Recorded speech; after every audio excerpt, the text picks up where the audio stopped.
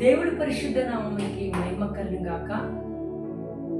ప్రతిదినము సమాధానకరమైన ఆశీర్వాదపు వాక్యం వీక్షిస్తున్న నా తోటి దైవజనులకు, దైవజనురాలకు, సువార్థికులకు, దేవుని పనుల ముందు నడుస్తున్న ప్రతి ఒక్కరికి, సంగములకు నా హృదయపూర్వక ఆశలు.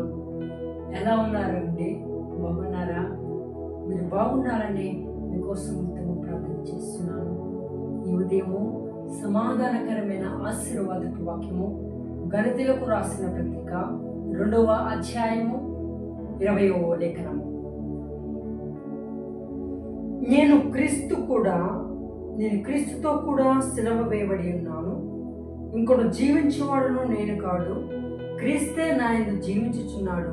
నేను ఇప్పుడు శరీరమందు జీవించుచున్న జీవితమును ప్రేమించి నా కొరకు తను అప్పగించుకున్న దేవుని కుమారి అందరి విశ్వాసం వలన జీవించుచున్నాను.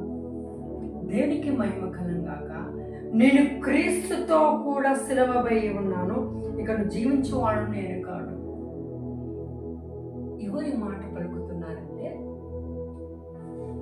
ఒకప్పుడు దూషకుడు, ఒకప్పుడు హింసకుడు, ఒకప్పుడు క్రైస్తవులు అంటేనే పడినవాడు, ఒకప్పుడు చిన్న బిడ్డలు మొదలుకొని వృద్ధాపున క్రీస్తు పేరు పలుకుతూనే కటాకంచులుగా నరికి పారేస్తున్న వ్యక్తి, ఒకప్పుడు దూషకుడైన ఈ అపొస్తలుడైన పౌలు గారు సౌలుగా ఉన్న వ్యక్తి పౌలుగా మార్చబడిన మాట అంటున్నాడు. నేను క్రీస్తుతో కూడా సిలువ వేయబడినాడు. హల్లెలూయా!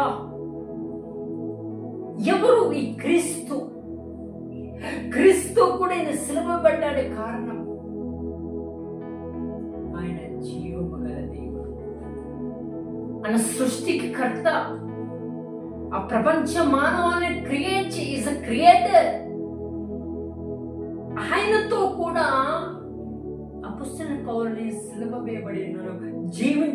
జీవించేవాడు నేను కాడు, క్రీస్తునే నా యందు జీవించినాడు. నేను ఇప్పుడు శరీరం ముందు జీవించటకు జీవితం నన్ను ప్రేమించి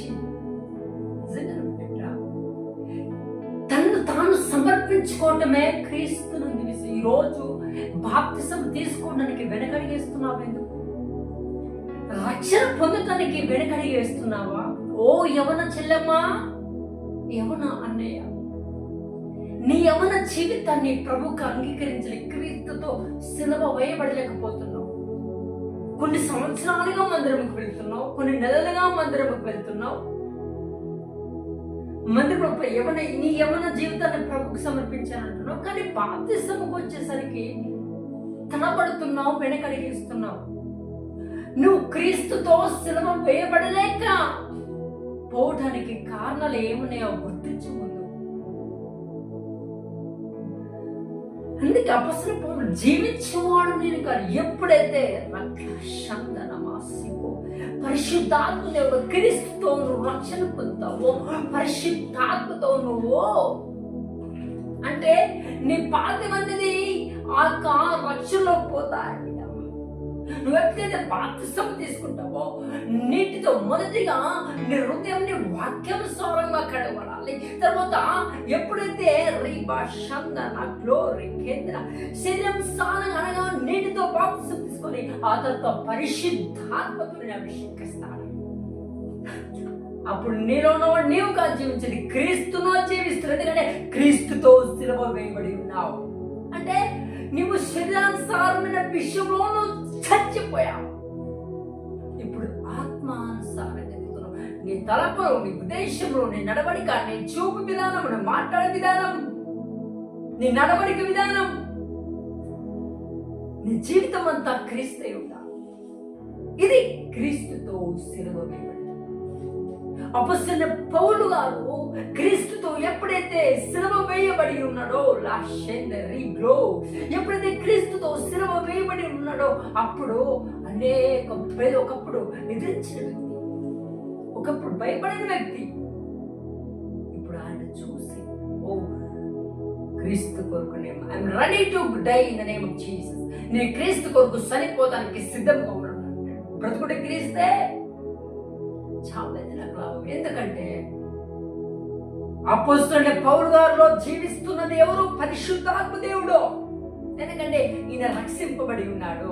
సమస్తము క్రీస్తునే, క్రీస్తుతో స్థిరం వేయబడి క్రీస్తులో ఎలాగైతే పరిశుద్ధాత్మ పరిపూర్ణంగా నింపబడ్డాడు కాబట్టి ధైర్యంగా స్టేట్మెంట్ ఇస్తున్నాడు. I die for Jesus. నేను క్రీస్తు కొరకు సన్పదంగా రెడీగా ఉన్నాను. ఓ యవనుడా, నీ యవన జీవితం అయిపోయిందనే నువ్వు బాప్తిసం తీసుకుందాం అనుకుంటున్నావా? సంవత్సరాన్ని గడిచిందా వృద్ధాప్యం పడేటప్పుడు అప్పుడు బాప్తిసం తీసుకుందాం అనుకుంటున్నావా? బాప్తిసానికి ముందడిగాయి, రక్షణకి ముందడిగాయి. క్రీస్తునిలో జీవించాలి, క్రీస్తుతో పాటు స్థిరమ వేయబడు. అప్పుడే నువ్వు ఆశీర్వదింపబడి అద్భుతాలు చేసేది సత్యం. క్రీస్తు వానికంటే గొప్ప కార్యం చేసిందని మాట్లాడుతున్నాను. ఓ నా ప్రియ కుమారుడా, ఓ యవన బిడ్డ, ఈ ఉదయం నీతో నువ్వు మాట్లాడుతున్నాడు. ఒకవేళ సెల్ ఫోన్ చూస్తూ అట్లా ఏ వీడియోస్ ఓపెన్ చేసి యూట్యూబ్లో చూస్తున్నావా? ఈ వాక్యం నీ కొరకే, ఈ వాక్యం నీ కొరకే.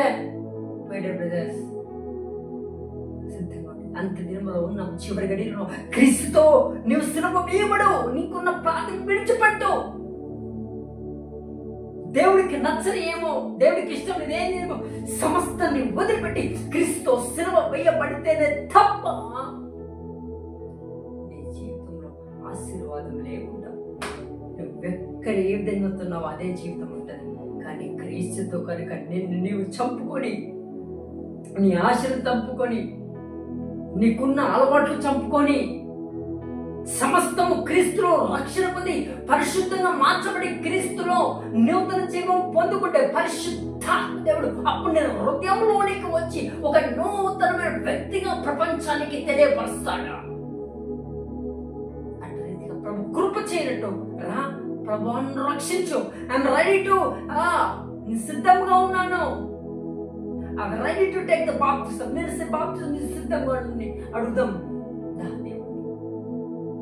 మహాపరిశుద్ధాత్మ తండ్రి, మహోన్నతమైన స్వామి, వ్యతిరేక దేవానికి ఈ ఉదయకాల సమయంలో ప్రభా నీ బిడ్డలతో మాట్లాడి ఎవరైతే ఎవరి బిడ్డని వాక్యం విన్నారో వారి పట్ల రక్షణ అనుభవం తీసుకొని నేను నమ్ముచున్నాను. ఈ వాక్యం ప్రతి ఎవరి బిడ్డ రక్షణకి సిద్ధమవుతున్నాడు.